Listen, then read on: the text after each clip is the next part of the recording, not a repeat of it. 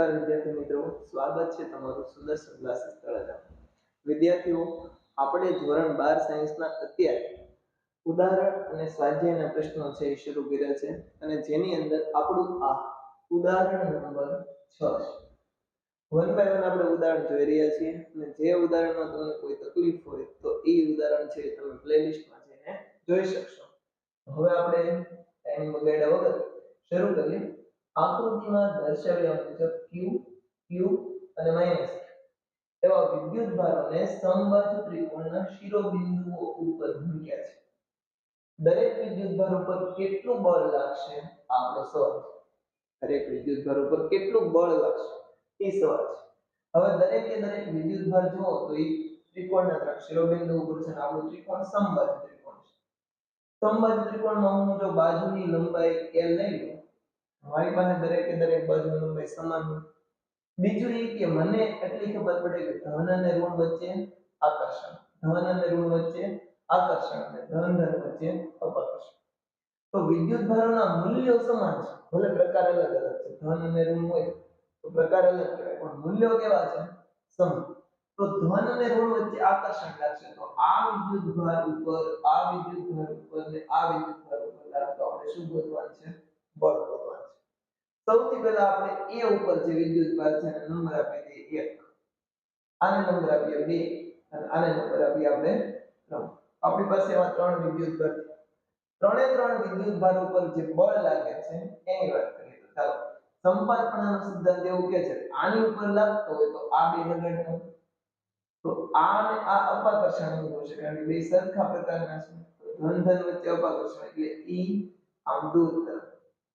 જે F1 ઉપર લાગે છે 2 દ્વારા લાગે છે એટલે F12 કહેવાય. એવી જ રીતે પ્લસ q ઉપર માઈનસ q દ્વારા આકર્ષણ બળ લાગે એટલે E આમ આવશે. તો E મારા માટે થશે F1 ઉપર 3 દ્વારા લાગતું. આ બંને બળ જે છે એનું પરિણામ આપણે ગોતવા જઈએ તો સબાચની રીત આપણને કામ આવે. તો આપણી પાસે આ મુજબ એક બળ લાગશે જે F1 ઉપર લાગશે. મતલબ કે 1 ઉપર લાગતું બળ આપણને મળી ગયું છે. આ બે બળનો સરવાળો છે. આપણે સંપાતપણાનો સિદ્ધાંતની વાત કરીએ તો F1 ઉપર લાગતું બળ મતલબ કે 1 ઉપર લાગતું બળ F1 બરાબર F12 F13. આ જ રીતે આપણે બીજા વિદ્યુત ભારનો વિચાર કરીએ તો બીજા ઉપર લાગતું બળ જે છે પહેલા દ્વારા લાગે તો એ આમ લાગશે. જે છે F2 ઉપર 1 દ્વારા લાગતું બળ. એવી જ રીતે B ઉપર C દ્વારા જે બળ લાગશે એ કેટલું લાગશે તો કે એ આમ લાગશે. એ કેટલું હશે તો કે 2 ઉપર 3 દ્વારા લાગતું બળ. આ બંને બળ જે છે એનું પરિણામ આપણે સબાચની રીતથી આમ મળશે જેને આપણે F2 નામ આપશું. એવી જ રીતે મારો ત્રીજો વિદ્યુત ભાર છે તો ત્રીજા વિદ્યુત ભાર ઉપર -q વિદ્યુત ભાર છે પ્લસ q ની ઉપર લગાડે તો એ આમ લાગશે. એટલે એને કહેવાય છે F3 અને 1 એટલે કે 3 ઉપર 1 દ્વારા લાગતું. એ જ રીતે મારી પાસે અહીંયા શું થશે તો કે અહીંયા થશે F3 ઉપર 2 દ્વારા લાગતું બળ અને એ બંનેનું પરિણામ જે છે એ સબાચની રીત કરીએ તો આપણી પાસે આમ આવશે. એટલે કે એને આપણે કહીશું F3. તો ત્રણે ત્રણ બળો કેવી રીતે લાગે છે એની આપણે ચર્ચા કરી લીધી. હવે આપણે એના મૂલ્યો તરફ આપણે જવા છીએ. તો આપણી પાસે આ પહેલા ઉપર લાગતું બળ, બીજા ઉપર લાગતું બળ F2 બરાબર શું આવશે તો કે F21 F23. એના પછી ત્રીજા ઉપર લાગતું બળને આપણે F3 કહીએ તો મારી પાસે F31 F32. તો આ સદિશ સરવાળા સ્વરૂપે મેં તમને કીધું. હવે મારે પહેલા તો મૂલ્યની વાત કરવી છે તો મને એટલી ખબર પડે છે કે દરેક વિદ્યુત ભાર ઉપર લાગતા બળો જે છે એમાં એક એક વિદ્યુત ભારની તમે ગણતરી મારો તો એ બળો સમાન થાય. કેટલા છે? દાખલા તરીકે હું આની વાત કરું તો F12 એનું મૂલ્ય અને F13 એનું મૂલ્ય એ સમાન છે. કેટલા છે તો કે એ બે વિદ્યુત ભાર. હું ખાલી મૂલ્યની જ વાત કરી રહ્યો છું. ધન ઋણ એટલે કે આકર્ષણ અપાકર્ષણ હું જોઈશ નહીં. કે પહેલો વિદ્યુત ભાર એક બીજો એક ત્રીજો એક એટલે kq² એના છેદમાં શું આવશે બંને વચ્ચે kq² / L² આવશે. kq² / L² આવશે. એવી જ રીતે મારી પાસે શું થશે તો કે F1 2 1 અને F2 3 એ બે સરખા જ હશે. તો એનું મૂલ્ય કેટલું તો કે k2/s. એ જ રીતે F31 અને F32 એ પણ સરખા થશે. એ પણ કેટલા હશે k2/s. જો એ ઋણ ધનુ કહેતો નથી. કેમ તો મને ખબર છે કે અપાકર્ષણ ની કે આકર્ષણ ક્રમ. હાલ આપણી પાસે આવી પણ આ બધાનો f કહી દો. આ બધાનો હું કહી દઉં f. તો હવે હું અહીંથી દાખલાની શરૂઆત કરું છું કે મારી પાસે આ 1 ઉપર લાગતું ટોટલ બળ એમ કહે કે ભાઈ એનું મૂલ્ય ગોતવું હોય આપણે f1 એટલે કે પહેલા વિદ્યુત ભાર ઉપર a પર રહેલા વિદ્યુત ભાર પર લાગતું કુલંબ બળ. તો કે કુલંબ બળ કેટલું તો કે F1 એ કેટલું થશે તો કે તમે એની અંદર જો આ બે બળ લાગે છે અને એ બંને વચ્ચે કેટલાનો ખૂણો બને તો કે અહીંયા સમબાજુ ત્રિકોણ હોય 60 અંશનો ખૂણો બને તો આ કેટલો બને 120 અંશ. તો એ મુજબ મારી પાસે f square plus f square plus 2ff અને cos 120 અંશ થાય. હવે તમને એમ થાય કે ઈ કેમ કર્યું છે તો કે તમે જુઓ f12 ને f13 સરખા છે. બે બળ લાગે છે f12 ને f13. તો એની ઉપરથી આપણે એમ કહી શકશું કે આ f સ્ક્વેર વત્તા f સ્ક્વેર એટલે 2f. ફરી પાછું 2f સ્ક્વેર ના cos 120 એટલે માઈનસ sin 30 અંશ. કારણ કે cos 90 પ્લસ 30 અંશ કેવું પડે cos 90 પ્લસ થીટા એટલે માઈનસ sin થીટા. એટલે તો તમારો જે જવાબ આવશે એ શું થશે તો કે 2f સ્ક્વેર પછી વચ્ચે વચ્ચે ઓછા 2f સ્ક્વેર ને sin 30 ની કિંમત કેટલી તો 1/2. તો 2 2 કેન્સલ થઈ ગઈ. તો આપણી પાસે જવાબમાં આવે 2f સ્ક્વેર માંથી f સ્ક્વેર બાદ કરીએ તો જવાબ આવ્યો f સ્ક્વેર ને f સ્ક્વેર નું વર્ગમૂળ કાઢો એટલે કેટલા આવશે. આ જ રીતે તમે b ઉપર રહેલા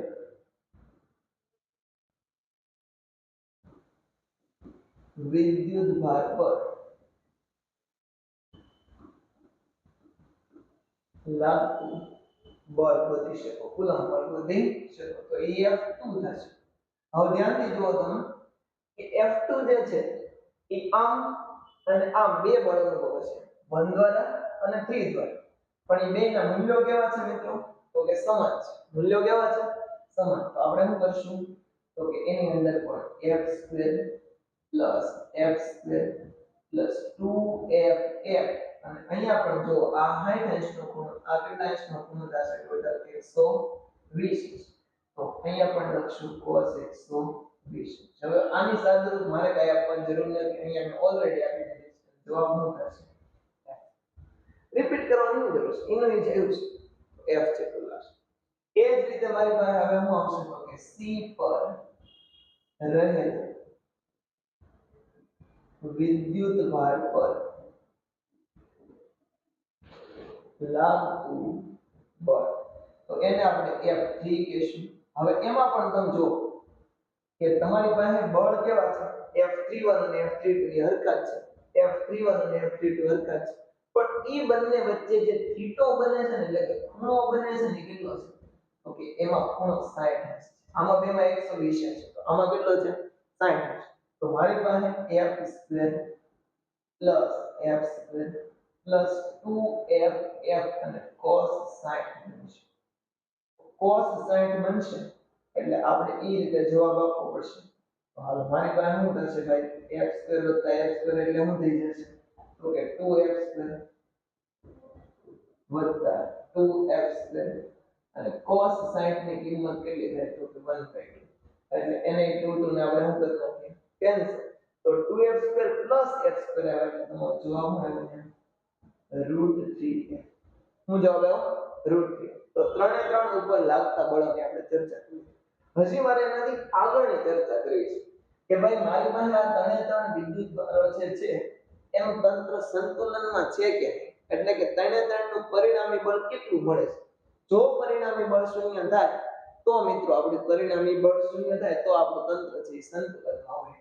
તો એની હાટુ હું થોડી વધારે વાત કરું તો મારી પાસે જે ત્રણે ત્રણ બળો લાગે છે એનું હું સ્વરૂપ દેખાડું કે ભાઈ મારી પાસે જો F2 આમ લાગે છે. હવે આ બંને બળો હરખા હોય તો આ હરખા હરખા ખૂણે બને એટલે આટલો ભાગ 60 થશે. એ જ રીતે અહીંયા પણ એટલો ભાગ કેટલો થશે 60. તો F2 આમ લાગે F1 આમ લાગે તેનું પરિણામ જો મારે દેખાડવું તો એ આમ થશે કે ભાઈ અહીંયા લાગશે F2. એ જ રીતે F3 જે છે એ કેમ ઓલા F1 કેટલા લાગશે તો કે આપણે એને કહી દઈએ F1. ઈ બંને વચ્ચે ખૂણો કેટલો બનશે તો કે 60 અંશ બનશે. અને અહીંયા જે લાગે છે એ F1 છે. જો એની ઓલા F3 છે એની દિશા કઈ થઈ જો તો ધ્યાન એની દિશા આ બાજુ છે. તો તમારી પાસે F3 બાજુ. હવે તમે F3 નું મૂલ્ય જાણો છો કેટલું છે √3 અને આ બંનેના મૂલ્યો કેટલા છે F1 કારણ કે બંનેના મૂલ્યો સરખા મળ્યા છે. આપણે એ પ્રમાણે કામ કરીએ કે ભાઈ મારી પાસે આ F1 અને F2 ને પરિણામ સ્વરૂપે મને જે બળ મળશે એ સબાચરની રીત મુજબ આ મળશે. તો એને હું F ડેશ કહું તો એ કેટલું આવે તો કે F ડેશ બરાબર વર્ગમૂળની અંદર F1 નું મૂલ્ય કેટલું તો કે F F2 નું મૂલ્ય કેટલું તો કે F બે વચ્ચે ખૂણો કેટલો તો કે 60 થશે. મારી પાસે f² + f² + 2ff cos 60 થશે. તો અહીંયા સેમ ટુ સેમ આપણને મળી ગયું એટલે કે એનો જવાબ શું આવશે √3f. તો આવશે જવાબ એનો √3f. તો f ડેશ અને f3 એ બેના મૂલ્યો પણ કેવા થઈ ગયા સમાન એટલે e પાસે થયા કેવી દિશામાં તો કે વિરુદ્ધ દિશામાં. તો આપણે એમ કહીએ કે f ડેશ અને f3 એ બે સમાન મૂલ્યના છે અને દિશા કેવી છે પરસ્પર વિરુદ્ધ છે. તેથી આપણે એમ કહી શકીએ કે f1 + f2 + f3 આ f1 + f2 જે છે શું છે f ડેશ છે અને અંતે f3 એ બધાનો સરવાળો કેવો થઈ જાય છે 0 કારણ કે આ બે પરસ્પર વિરુદ્ધ દિશામાં f3 ને કરો જવાબ કેવો થઈ જાય 0. તો આપણે એમ કહીએ કે આ વિદ્યુત ભારો તંત્ર સંતુલનમાં છે. કેમ સંતુલનમાં તો કે ત્રણે ત્રણ બળોનો સરવાળો કેવો થઈ જાય છે શૂન્ય થઈ જાય છે. તો આવો સરસ મજાનો આપણી પાસે ઉદાહરણ 3 જે છે એનો દાખલો હતો. તો તમે આવી રીતે ગણી શકશો. તો જો લખવો હોય તો વિડિયોને પોઝ કરીને તમે લખી શકો.